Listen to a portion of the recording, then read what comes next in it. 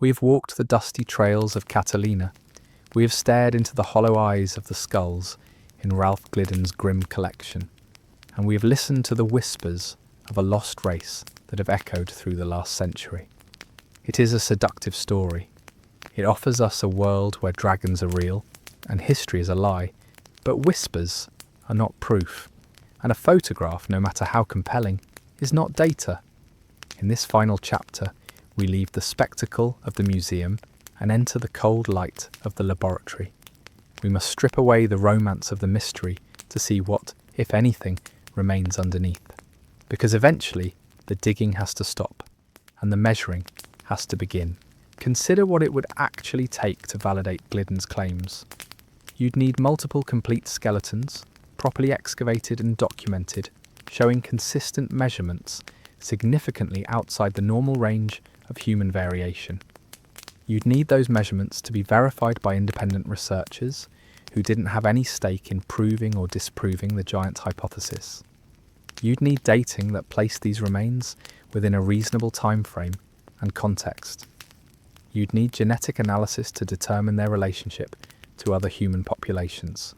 You'd need to rule out pathological conditions that might account for unusual bone growth. None of this exists for the Catalina Giants. What exists are measurements that, when we can verify them, fall within normal ranges. Photographs that don't include scale references. Anecdotal reports from a non-scientist whose methods and motivations are questionable. That's not enough to overturn established understanding of human biology and population history.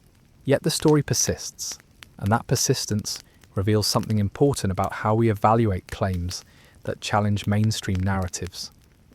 There's a tendency to apply asymmetric skepticism, to demand absolute proof from conventional explanations while accepting fringe theories on the basis of much weaker evidence. If a scientist says the Catalina skulls were normal-sized, people demand to see the measurements, the methodology, the peer review.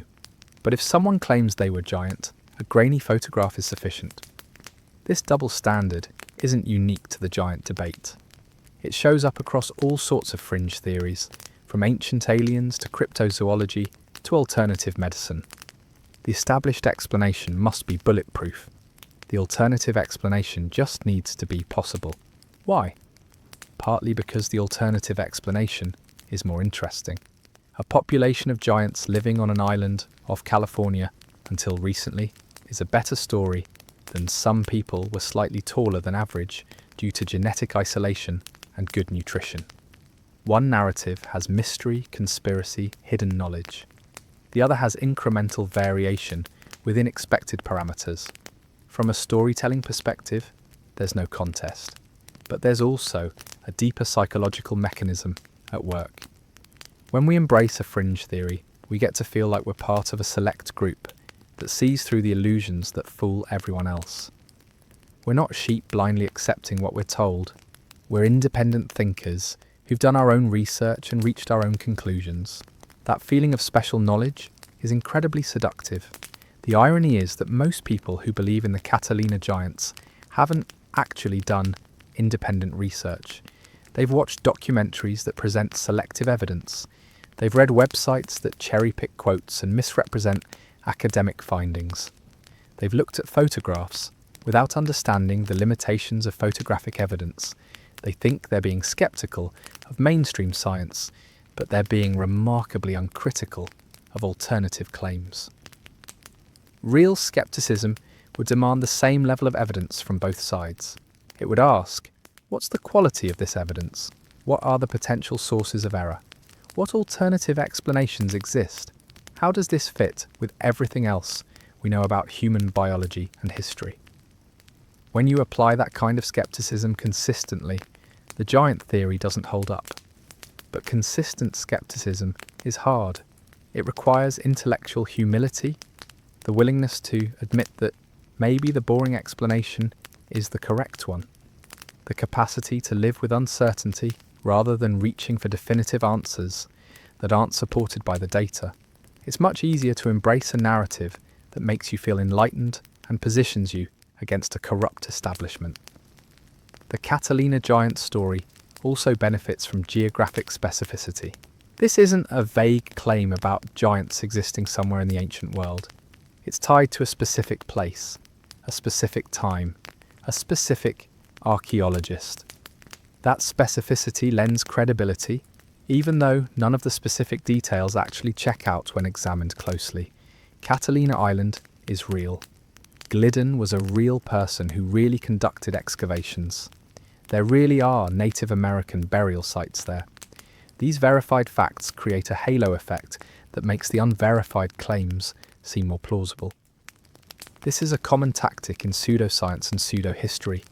Anchor your extraordinary claims to ordinary, verifiable facts.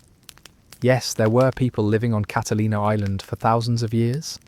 Yes, island populations can develop distinctive physical traits. Yes, some individuals in any population will be unusually tall. These true statements provide cover for the leap to, therefore, there was a race of giants that mainstream science is covering up.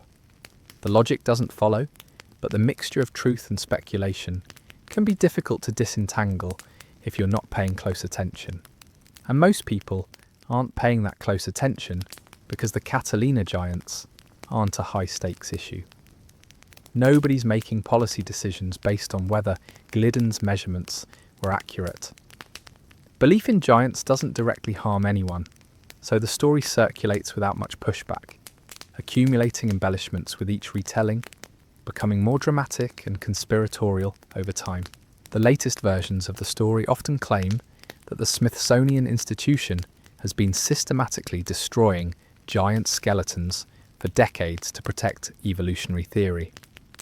This specific conspiracy theory has become attached to numerous archaeological controversies, not just the Catalina finds. It's appealing because it provides a simple explanation for why physical evidence is scarce, not because the evidence never existed or was misinterpreted, but because it's being actively suppressed. There's no evidence for this Smithsonian conspiracy. The institution has repeatedly denied it, opened its collections to researchers, and documented its holdings extensively. But denials from the accused institution are easily dismissed as part of the cover-up. That's the genius of conspiracy theories. They're self-insulating. Any evidence against them is reinterpreted as evidence for them. What would it take to definitively disprove the Catalina Giant theory? Probably nothing. You can't prove a negative, and there will always be room to argue that the real evidence was destroyed or is being hidden somewhere. The theory isn't falsifiable in any practical sense, which means it's not a scientific hypothesis at all. It's a belief system, sustained not by evidence, but by the psychological and social needs it fulfills for those who hold it. The most revealing aspect of the Catalina Giant story isn't what was found, but what was done with those findings, or more accurately, what wasn't done.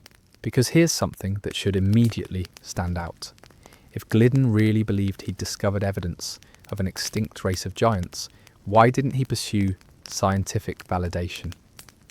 He had the resources, the connections, and supposedly thousands of specimens, yet there's no record of him seeking peer review, publishing in scientific journals, or inviting credentialed archaeologists to verify his work. Instead, he charged admission. That's not how genuine scientific discovery works.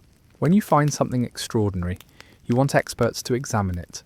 You document everything meticulously. You preserve the evidence with obsessive care. You anticipate skepticism and build an ironclad case to overcome it. Glidden did none of these things.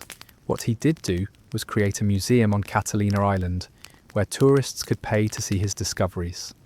The skeletons were displayed alongside other artifacts in arrangements that prioritized spectacle over scholarship.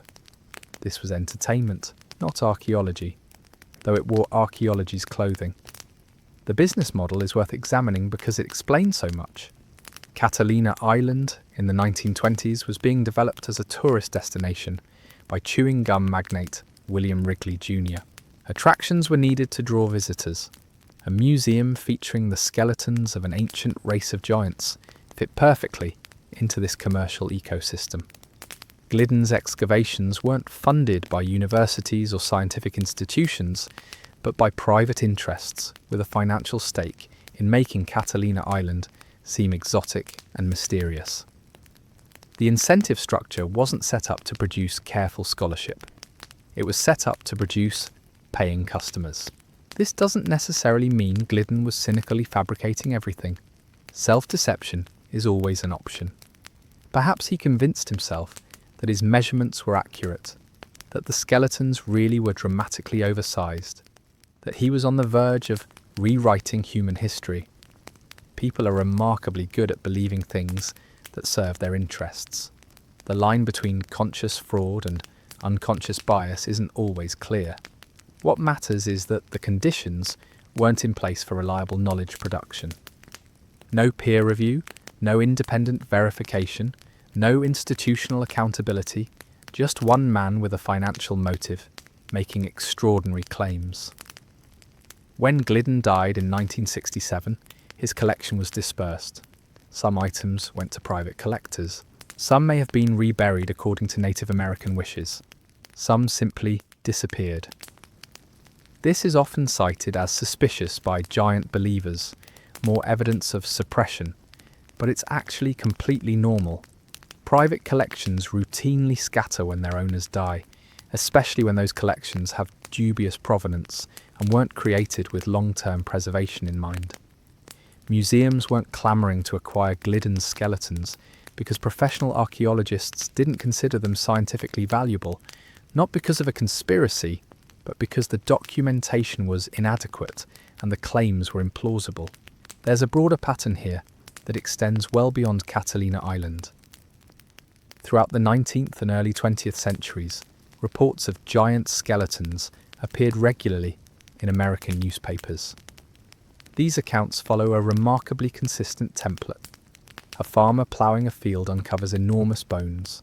Local doctors measure them and declare they must have belonged to a person 7 or 8 feet tall. The skeleton is displayed briefly, then disappears. Sometimes it's said to have been sent to the Smithsonian. Sometimes it's lost when a barn burns down or a river floods. The details vary, but the structure remains the same. What explains this pattern? Several factors converge. First, journalistic standards were different. Newspapers freely published sensational stories without verification because verification was difficult, and sensationalism sold papers. Second, anatomical knowledge was less widespread. People regularly misidentified animal bones as human, and regularly misjudged the height that skeletal remains represented. Third, there was genuine scientific interest in human origins and variation during this period, which created a cultural context where giant skeleton stories seemed plausible rather than absurd. And fourth, there was often a commercial or attention-seeking motive behind the claims. These factors created an environment where giant skeleton stories could flourish without being true. They weren't coordinated hoaxes. They were independent instances of error, exaggeration, and occasionally deliberate fraud, all following the same basic template because that template resonated with contemporary anxieties and interests. The stories fed into broader narratives about America's mysterious past, about the possibility that advanced civilizations had existed before European arrival, about the strange and wonderful things hidden in the continent's vast unexplored spaces. The Catalina finds fit this pattern perfectly. They emerged during the tail end of this era of giant skeleton fever, in a location being actively marketed for tourism, promoted by someone with both financial incentive and apparent genuine enthusiasm. The combination produced claims that seemed credible to many contemporaries, but don't survive serious scrutiny. Yet the story persists because it's been absorbed into the alternative history ecosystem, where it gets recycled endlessly, stripped of context, presented as mysterious fact rather than debunked claim. One aspect rarely discussed is what accepting the giant theory would actually require us to believe about biology. Human height is constrained by physics and physiology in ways that don't disappear just because we're talking about the past. Bones can only support so much weight before they fracture under normal stress. Hearts can only pump blood so far against gravity before the system fails. A population of humans averaging 7 to 8 feet tall would face serious health challenges, would have dramatically shorter lifespans, and would leave behind skeletal evidence of those stress-related pathologies. None of that appears in the Catalina remains that can actually be examined. Moreover, extreme height in modern humans is almost always pathological. It results from hormonal disorders like gigantism, which cause numerous health problems and typically result in early death. For an entire population to be exceptionally tall without these pathological markers, you'd need a different genetic and developmental pathway than any known human population possesses. That's theoretically possible through evolution, but evolution doesn't work quickly enough to produce such dramatic changes in the time frame we're discussing. Island populations can develop distinctive traits, but those traits emerge gradually over thousands of generations, not in the relatively brief period humans inhabited Catalina. The biological implausibility doesn't disprove the giant theory by itself. Strange things happen in evolution, but it shifts the burden of proof dramatically. You're not just claiming that some people were tall, you're claiming that an entire population developed a unique physiology that defies normal human constraints, left no genetic trace in modern populations, and then vanished completely. That requires extraordinary evidence. Glidden's poorly documented measurements don't qualify. What we're left with is a story that functions more as mythology than history. It tells us about the hopes and fears and commercial interests of 1920s California, about the way scientific language can be borrowed to legitimize non-scientific claims, about how difficult it is to kill a good story once it's established in the cultural imagination. The Catalina Giants probably weren't giants at all. They were ordinary Native Americans whose remains were misrepresented, sensationalized, and ultimately exploited. That's a less exciting story than a lost race of titans, but it's the one supported by the actual evidence. The question we should ask isn't whether the giants existed, but why we want them to. What does belief in ancient giants give us that belief in ordinary human history doesn't? For some, it's the thrill of hidden knowledge, the feeling of seeing through official narratives to deeper truths. For others, it's a sense that the world is more mysterious and wondrous than mainstream science admits. For still others, it's about identity, about claiming connection to a mythic past that elevates one's ancestry. These are powerful psychological needs, and a story that satisfies them will survive regardless of the evidence against it. This brings us to a crucial distinction between scientific thinking and mythological thinking. Science treats claims as provisional. Evidence can change conclusions. Mysteries can be solved, and sometimes the solution is that nothing mysterious was happening at all. Mythology works differently. Myths aren't evaluated based on evidence. They're evaluated based on meaning, on how well they serve the needs of the people who tell them.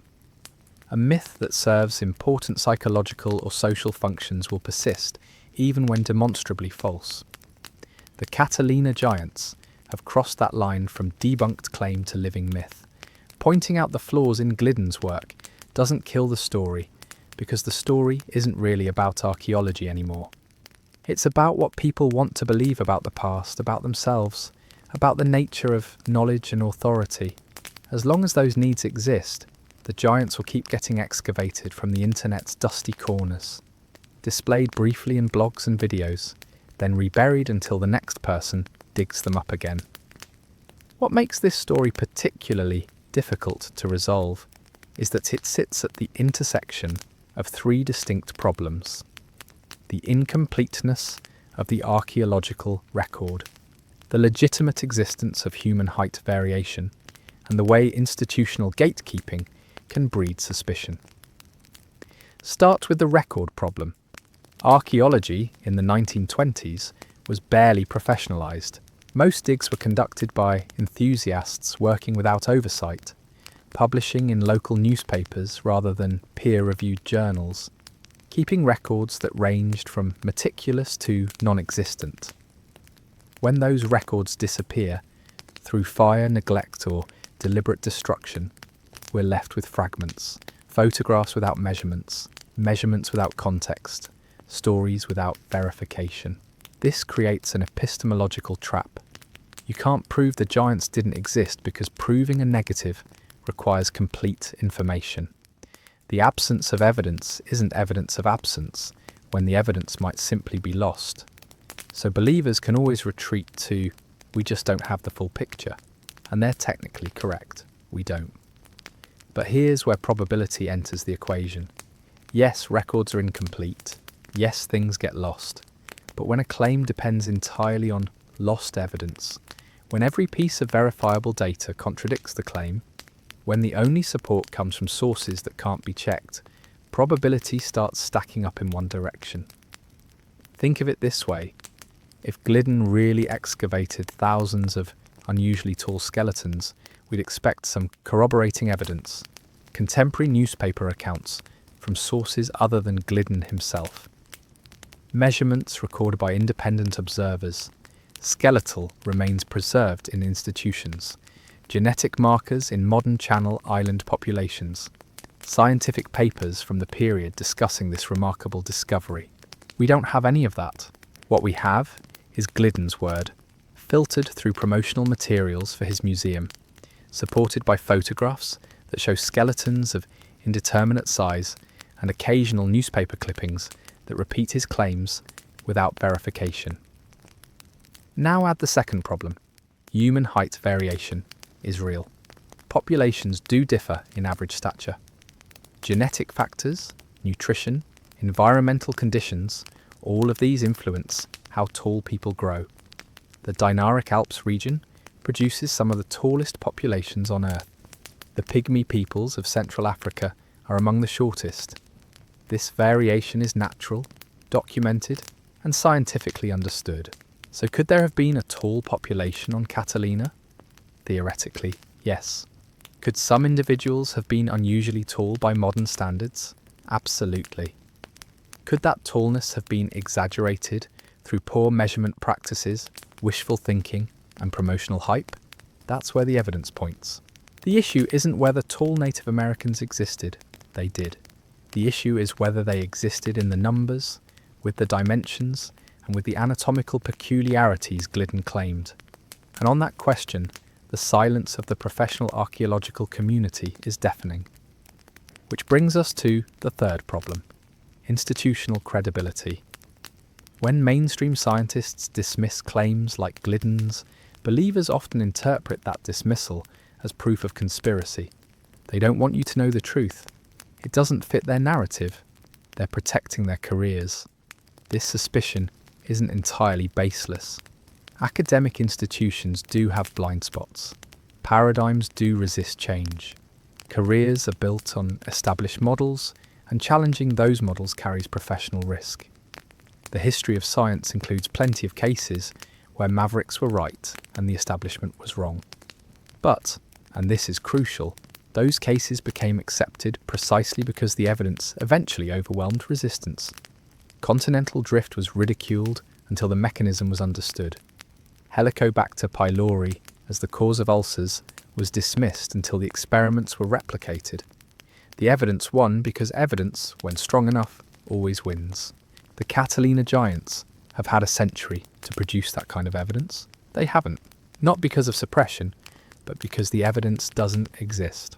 Consider what acceptance would require. You'd need skeletal remains that could be studied with modern techniques. DNA analysis to determine whether this was a distinct population. Radiocarbon dating to establish timeline. Comparative measurements against known populations. Pathological analysis to rule out disease-based explanations for unusual size. None of this is impossible. Bones survive. Museums preserve specimens. If Glidden's claims were accurate, physical evidence would still exist somewhere. The fact that it doesn't surface, despite intense interest from alternative archaeology communities, suggests it never existed in the form claimed. But let's grant maximum charity to the giant hypothesis. Let's assume Glidden found some genuinely tall individuals, and through a combination of poor methodology and promotional enthusiasm, inflated their significance. What would that mean? It would mean Catalina Island once hosted Native Americans who were taller than average. Not giants in the mythological sense, not a separate species or lost race. Just people who happened to be tall, possibly due to genetic factors, possibly due to particularly good nutrition from the island's rich marine resources. That's actually interesting from an anthropological perspective. Island populations often develop distinctive traits through genetic drift and environmental adaptation. If Catalina's inhabitants were systematically taller, studying why would illuminate how human populations respond to island environments. But that modest, scientifically plausible scenario doesn't satisfy the giant narrative. The giant narrative needs more. It needs titans, ancient mysteries, lost civilizations, suppressed knowledge. It needs the kind of story that makes you feel like you're glimpsing something hidden, something forbidden, something that rewrites everything you thought you knew. This is where we have to be honest about what we're really discussing. We're not just evaluating an archaeological claim, we're evaluating a cultural phenomenon, a story that persists because it serves purposes beyond truth-seeking.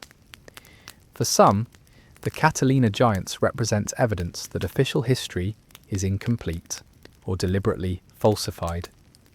If mainstream archaeology is wrong about this, what else might they be wrong about?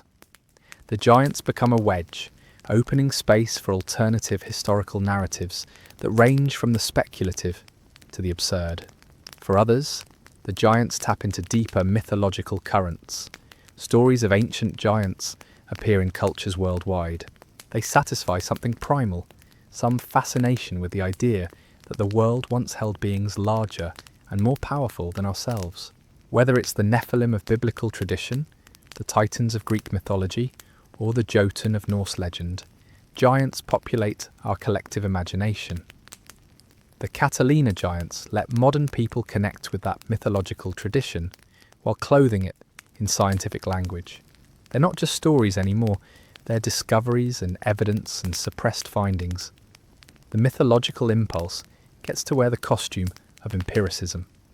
There's also a commercial dimension that can't be ignored. Glidden ran a museum. Museums need attractions, artifacts need narratives. A display of Native American remains is anthropologically interesting. A display of giant skeletons from a lost race is sensational, memorable, worth paying to see and telling your friends about.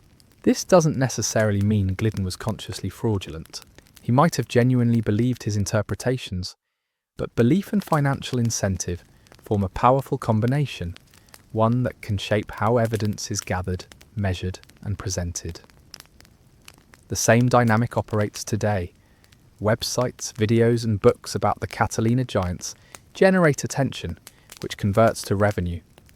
Sensational claims drive engagement in ways that measured archaeological analysis never will. Native Americans were sometimes tall doesn't get clicks. Suppressed evidence of giants on Catalina Island does. So we're left with layers of motivation, each one making it harder to see clearly. Personal belief, cultural mythology, commercial interest, institutional skepticism, incomplete records. They all tangle together until separating fact from fiction becomes nearly impossible. Except it isn't impossible. It just requires changing the question. Instead of asking, were there giants on Catalina? Ask what would constitute convincing evidence for giants on Catalina. Then ask whether that evidence exists. Convincing evidence would include skeletal remains available for independent study. Measurements taken by multiple observers using standardized methods. Genetic analysis showing distinctive markers. Contextual data placing these individuals within a coherent archaeological framework. We don't have any of that. We have old photographs, second-hand accounts, and promotional materials from someone who profited from the claim. That's not enough. It's nowhere near enough. The standard of evidence isn't arbitrary. It exists because human perception is unreliable, because memory distorts, because motivation biases, because extraordinary claims require extraordinary support. Those standards apply equally to all claims, whether they come from mainstream institutions or alternative researchers. Applying those standards to the Catalina Giants reveals a story without substance, not because of conspiracy or suppression, but because the substance was never there. And yet the story survives, will continue surviving, because it offers something that evidence-based archaeology doesn't: wonder without uncertainty, mystery without ambiguity, connection to a mythic past without the messy complexities of actual history. That's not science, but it's deeply human, this hunger for stories that make the world feel larger and stranger than our daily experience suggests. The question isn't whether we should feel that hunger, we can't help it, but whether we let it override our commitment to finding out what's actually true. The Catalina Giants failed that test. Their mythology dressed as archaeology, speculation presented as discovery, entertainment masquerading as knowledge. Recognizing that doesn't diminish the genuine mysteries of human history. It just means this particular mystery was never real. The legitimate archaeological story of Catalina Island is compelling enough without giants. The island's indigenous population, known historically as the Tongva or Gabrielino people, maintained a sophisticated maritime culture for thousands of years. They built plank canoes capable of crossing the channel, established trade networks spanning hundreds of miles, developed complex social hierarchies, and created distinctive artistic traditions. Their skeletal remains show adaptive traits related to marine resource exploitation and the physical demands of island life. Some individuals were indeed tall by contemporary standards, but within the normal range of human variation. That's the actual story, and it's rich with information about human adaptability, cultural development, and the ways people thrived in challenging environments. But that story requires nuance.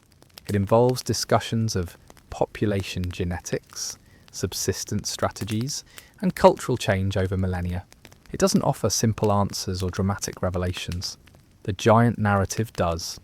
It presents a clear before and after, a lost race replaced by later arrivals, a mystery with obvious villains, the academics who supposedly suppress the truth.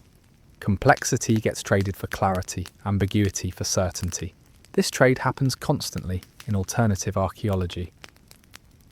Ancient astronauts provide simple explanations for architectural achievements that actually resulted from centuries of accumulated engineering knowledge. Lost advanced civilizations explain similarities between distant cultures that actually developed through parallel innovation and occasional contact. Giants explain unusual skeletal finds that actually represent measurement errors, exaggeration, or normal human variation. Each alternative narrative shares the same structure: mysterious evidence, suppressed truth, dramatic implications. And each collapses under scrutiny because the evidence isn't mysterious. It's misunderstood, misrepresented, or missing entirely. The Catalina case demonstrates another pattern worth noting. When pressed for evidence, proponents shift the burden of proof. You can't prove the giants didn't exist, they say. Where are the skeletons now? Why won't museums display them? These questions sound reasonable, but reverse how evidence works. The person making a claim bears responsibility for supporting it. Absence of disproof isn't proof. If someone claims invisible dragons live in their garage, the absence of dragon-free garage certification doesn't validate the dragon. The missing skeletons question deserves direct address. Museums don't display most of what they hold. Storage vastly exceeds exhibition space. Items get catalogued, studied, stored according to strict protocols. Human remains, especially, face ethical and legal restrictions. NAGPRA legislation requires repatriation of Native American remains to affiliated tribes.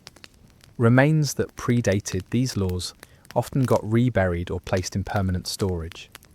This isn't suppression. It's standard practice based on respect for descendants and scientific preservation standards. Glidden's collection, specifically, was never systematically catalogued by any major institution. After his death, materials scattered. Some items ended up in private collections, the others were lost or destroyed. This isn't unusual for private collections from that era. Professional archaeological collections maintain chain of custody, detailed records, and institutional oversight. Amateur collections often don't. When the collector dies, the collection fragments. That's what happened here. The absence of accessible giant skeletons doesn't indicate conspiracy. It indicates the normal fate of poorly documented private collections. There's also a more fundamental issue. Even if Glidden's skeletons still existed and measured 7 feet, that wouldn't prove the existence of a distinct giant race. Height variation within populations is normal. Every population includes individuals at the extreme ends of the distribution curve.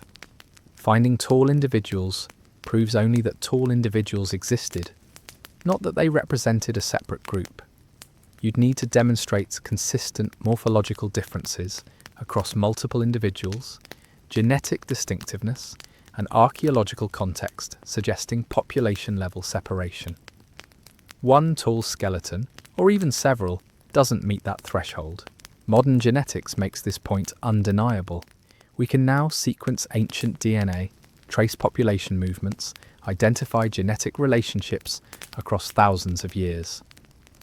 Studies of Native American populations, including Channel Islands groups, show clear continuity. Modern indigenous populations connect genetically to ancient remains. There's no evidence of a separate, genetically distinct tall population that disappeared or got replaced. The genetic record contradicts the giant race narrative completely, but genetic evidence requires specialized knowledge to interpret. It doesn't offer visual drama. A photograph of a large skull, even a questionable one, has immediate impact. A chart showing haplogroup frequencies doesn't. This creates an inherent advantage for sensational claims.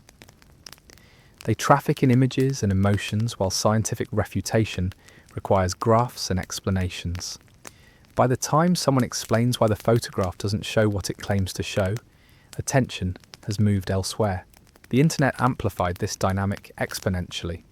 Pre-internet fringe claims had limited reach. They circulated through niche publications, word of mouth, occasional television specials. Now they spread globally in seconds. A YouTube video about Catalina Giants reaches millions. Academic papers refuting the claims reach thousands, mostly other academics. The imbalance isn't close, and algorithms reward engagement, not accuracy. Controversial content generates comments, shares, arguments, all signals that platforms interpret as value. Measured corrections generate less activity, get promoted less, reach fewer people. This creates an ecosystem where misinformation thrives, not because people are stupid, but because the environment favors certain types of content, regardless of truth value. The Catalina Giants succeed in this environment. They offer mystery, conflict, visual interest, and emotional resonance. They invite people to feel like insiders who see past official narratives. That's compelling. Dry corrections about measurement standards and population genetics aren't. So what's the responsible position? Not condescension toward people who find these stories appealing. The impulse toward wonder, toward believing the world holds more mystery than conventional wisdom suggests, isn't foolish. It's human. But wonder doesn't require abandoning critical thinking. You can marvel at what's genuinely mysterious while maintaining standards for what counts as evidence. The two aren't incompatible. Genuine archaeological mysteries exist everywhere. We still don't fully understand how Pacific Islanders navigated thousands of miles of open ocean centuries before European contact. We're still unraveling the complexities of Neanderthal-human interaction. We're still discovering new hominin species that reshape our understanding of human evolution. Real archaeology offers endless wonder. It just requires patience, careful analysis, and willingness to accept uncertainty. The Catalina Giants offer fake certainty. They promise simple answers to questions that don't need those answers because better questions exist. Instead of, were there giants? Ask, how did Channel Islands populations adapt to marine environments? Instead of, why is this being suppressed? Ask, what does legitimate archaeological evidence look like? The real questions lead to real knowledge. The false ones lead nowhere except back to themselves, circling endlessly through the same recycled claims. Glidden's legacy isn't the discovery of giants. It's a cautionary tale about what happens when enthusiasm exceeds rigour, when commercial interest shapes interpretation, when documentation falls short of professional standards. His work contains useful information buried under problematic framing. Later, archaeologists extracted what value existed, corrected what needed correction, and moved forward with better methods.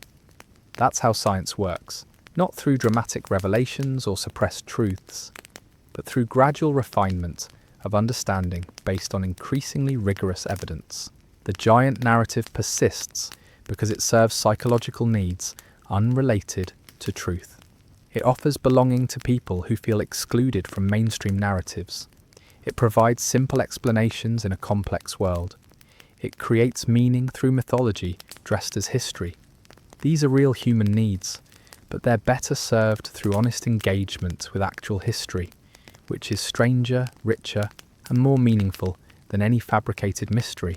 The Channel Islands were home to sophisticated maritime cultures that thrived for millennia. They developed unique technologies, maintained extensive trade networks, and adapted brilliantly to their environment. Some individuals were tall, some were short, all were human, connected to later populations through unbroken lines of descent. That's the story. It doesn't need giants to be remarkable. The insistence on adding giants actually diminishes the real achievement of these cultures by replacing their actual accomplishments with fantasy. This matters beyond Catalina.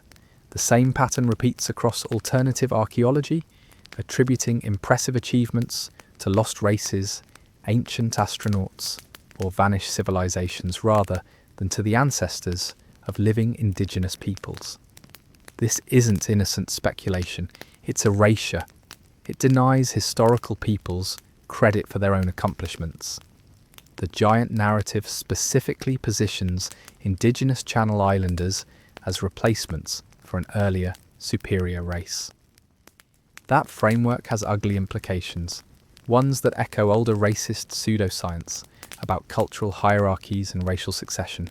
Recognizing this doesn't require assuming bad intent from everyone who finds giant stories interesting. Most people encountering these claims don't trace them back to their ideological origins. They just see an intriguing mystery. But the framework matters. Ideas have histories. The lost race concept emerged from 19th century racial theories that ranked human groups hierarchically. Those theories were wrong, scientifically baseless, and caused tremendous harm. Their descendants persist in diluted form through alternative archaeology narratives that still position indigenous peoples as secondary to vanished predecessors. The Catalina Giants failed every evidentiary test. The measurements were unreliable, the documentation insufficient, the remains unavailable, the genetic evidence contradictory. Nothing about the claim withstands scrutiny, but the claim survives because it was never really about evidence. It was about telling a particular kind of story, one that appeals to specific psychological and cultural needs. Recognizing that helps explain why debunking rarely works. You can't fact-check someone out of a story they need for reasons unrelated to facts. What you can do is offer better stories, ones grounded in actual evidence, but told with the same sense of wonder that alternative narratives provide. Real archaeology doesn't need to be dry. The truth about human history is endlessly fascinating when presented clearly. People crossed oceans in tiny boats, built cities in jungles, domesticated plants and animals, developed writing and mathematics and art. These achievements don't need embellishment, they just need good storytelling, attached to honest scholarship. The giants of Catalina Island were never real, but the people of Catalina Island were, and their actual story, the one supported by evidence, is the one worth telling. So where does all this leave us standing here a century after Glidden first thrust his shovel into Catalina's soil? We're left with photographs that prove nothing, measurements that can't be verified, and a story that refuses to die despite lacking anything resembling solid evidence. But more than that, we're left with questions about how we decide what's true when the physical proof has vanished, when institutional records are incomplete, and when multiple motivations tangle together until separating genuine discovery from promotional hype becomes nearly impossible. The straightforward answer is that Glidden wasn't a huckster in the cynical sense, but he wasn't a rigorous scientist either. He was something more common and more human, an enthusiast who saw what he wanted to see, who let financial incentives shape his interpretations, who convinced himself that normal variation represented extraordinary discovery. He found bones. Some belonged to people who were tall. He measured carelessly, photographed strategically, and promoted aggressively. The result was a legend built on a foundation of misinterpretation, exaggeration, and wishful thinking. But dismissing the story entirely as simple fraud misses something important. The Channel Islands population was genuinely distinctive. Genetic isolation over thousands of years did produce observable differences in skeletal structure. Not gigantism, but robustness, height variation, cranial features that marked these people as separate from mainland populations. Glidden glimpsed something real. He just couldn't resist turning it into something spectacular. That transformation, from interesting to sensational, reveals more about early 20th century America than about ancient populations. The hunger for lost civilizations, for evidence that the continent held mysteries beyond Native American cultures, for stories that positioned indigenous peoples as recent arrivals rather than long-established inhabitants, all of this created an environment where giant claims found ready acceptance. Glidden supplied what his era demanded. He gave tourists a reason to visit Catalina, gave newspapers dramatic copy, gave people who wanted to believe in ancient mysteries something to point toward. The institutional response, that careful avoidance rather than direct refutation, wasn't conspiracy. It was professionals recognizing that engaging seriously with poorly documented amateur work would only legitimize it. Better to let it fade through neglect than elevate it through debate. That strategy worked within academic circles but failed completely in popular culture, where the giants took on life independent of any evidence. What keeps the story alive now, decades after Glidden's death, isn't new discoveries or emerging evidence. It's the psychological appeal of hidden knowledge, the seductive idea that official narratives miss crucial truths, the way fringe claims offer certainty where legitimate scholarship offers only probabilities. People want definitive answers. They want to feel like insiders who see through institutional deception. The Catalina Giants provide that feeling without requiring the hard work of actual research. This matters beyond one island's disputed archaeology because the same pattern repeats endlessly across alternative history and fringe science. Claims that sound specific and documented collapse under scrutiny, but survive anyway because they weren't really about evidence to begin with. They're about narrative, about constructing stories that satisfy emotional and ideological needs, unrelated to historical accuracy. The giants aren't history. They're mythology wearing history's clothing. Recognizing this doesn't mean abandoning wonder or curiosity. It means directing those impulses toward questions that can actually be answered, toward mysteries that real evidence might resolve. The Channel Islands hold genuine archaeological significance. The populations that developed there adapted brilliantly to marine environments, created sophisticated technologies, and left behind traces that illuminate human diversity and innovation. That story doesn't need giants to be compelling. It just needs honest examination. The tragedy of Glidden's work isn't that he failed to prove giants existed. It's that his sensationalism overshadowed legitimate questions about Channel Islands' populations. Research that might have carefully documented genetic and morphological variation instead got tangled up with promotional excess.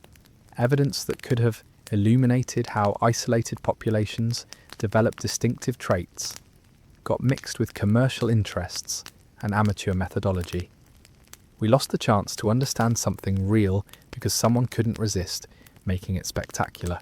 And we're still losing that chance every time someone resurrects the giant narrative without acknowledging its fundamental problems.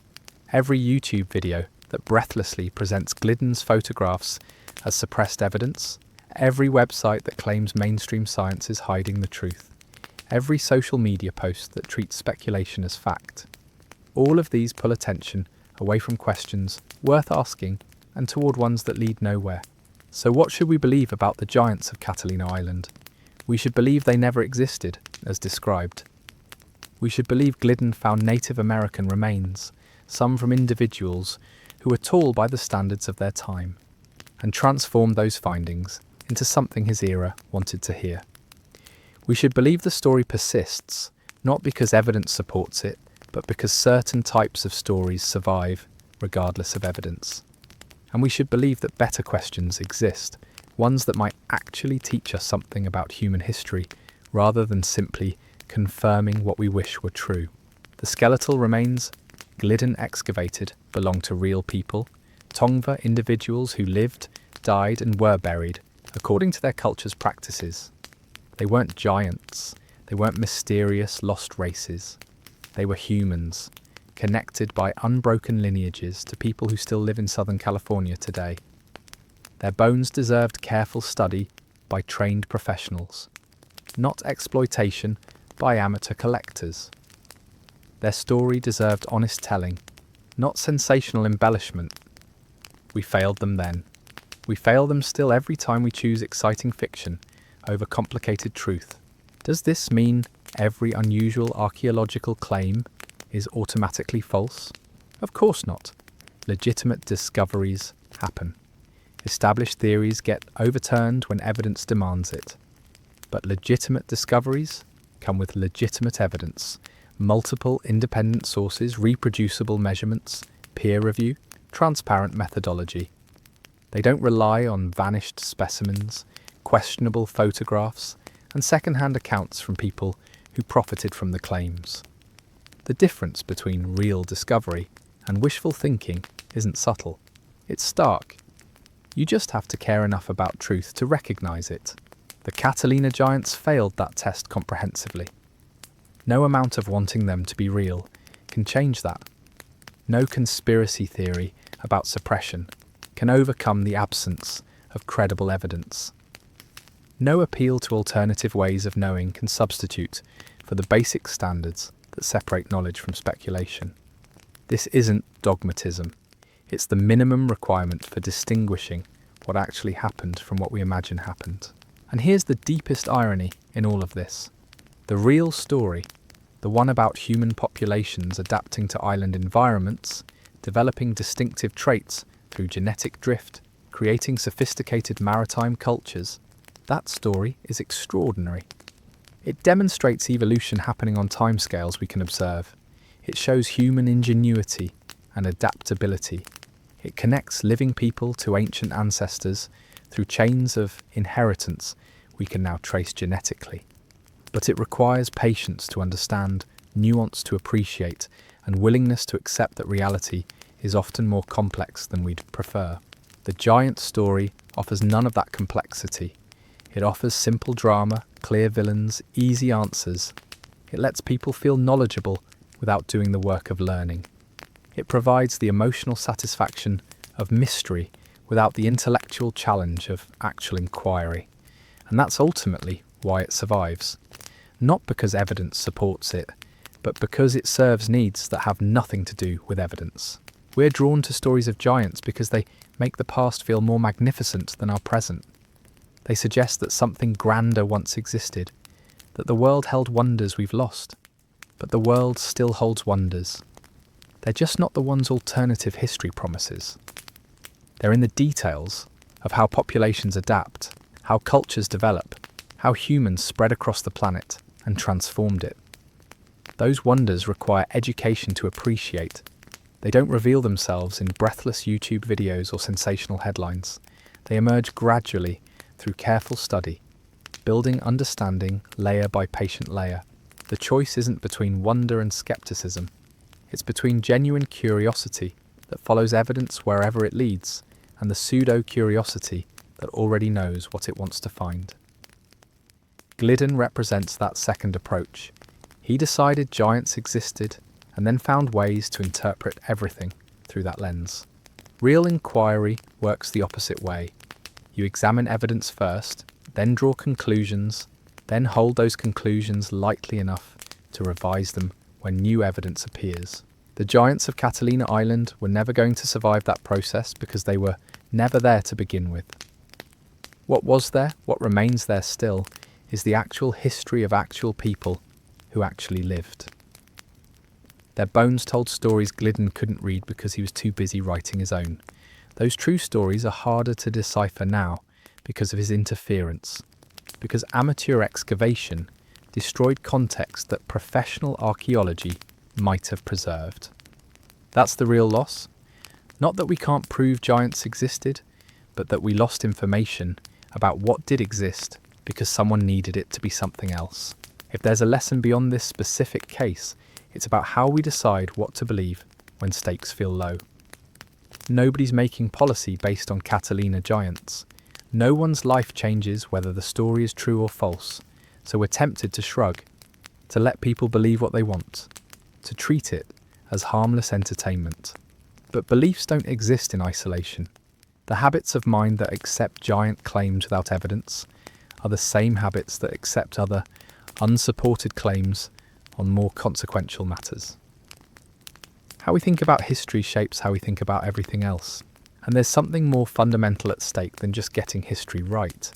When we accept the giant narrative, we participate in erasing indigenous peoples from their own past.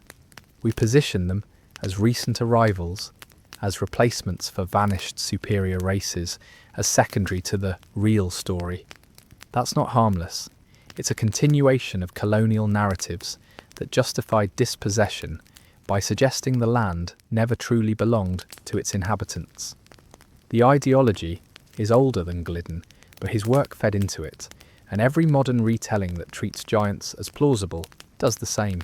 The Tongva people don't need Glidden's giants to be interesting. Their actual history, 8,000 years of continuous occupation, sophisticated maritime technology, complex trade networks, rich cultural traditions, stands on its own. Adding giants doesn't enhance their story. It erases it, replacing human achievements with supernatural fantasy. That's not respect, it's another form of dismissal. So we're left where we started, with photographs that show less than they seem to, with claims that sounded extraordinary but evaporated under examination, with a legend that survives because legends don't require evidence to persist. The giants of Catalina Island were never real. They were always story, always myth, always wish fulfillment dressed in archaeological language. Recognizing that doesn't diminish actual history, it clarifies it, sweeping away invented mystery to reveal genuine human experience.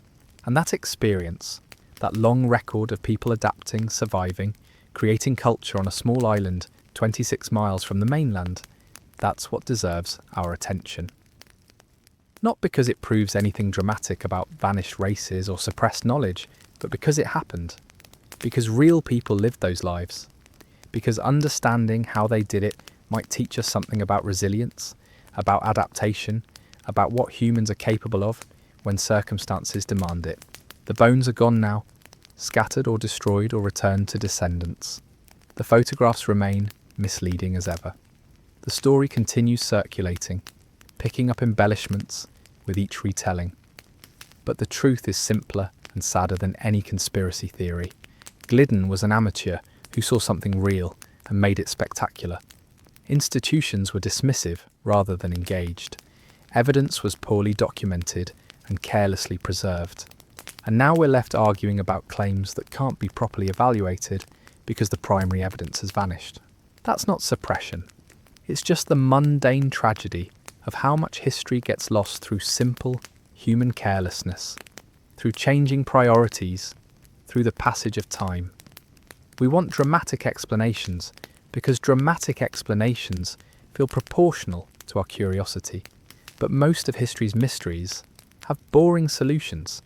Mistakes, exaggerations, lost records, misunderstandings. The giants of Catalina Island fit that pattern perfectly. They were never there. They're not there now. They won't be there tomorrow, no matter how many times the story gets retold. What was there? What we lost? What we should mourn? That's the real history of real people that got buried under a fake mystery. And every moment spent chasing giants is a moment not spent understanding what actually happened on that island over thousands of years of human occupation. That's the final answer to whether Glidden was a huckster or onto something real. He was neither, and both. He found something worth studying and turned it into something worth selling. The distinction matters because one leads to knowledge and the other leads exactly where we are now, a century later, still arguing about claims that were never adequately supported to begin with. Real archaeology moved on. Popular culture didn't.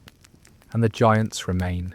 Immortal in the way false but appealing stories always are, waiting for the next person to discover them anew and start the cycle over again.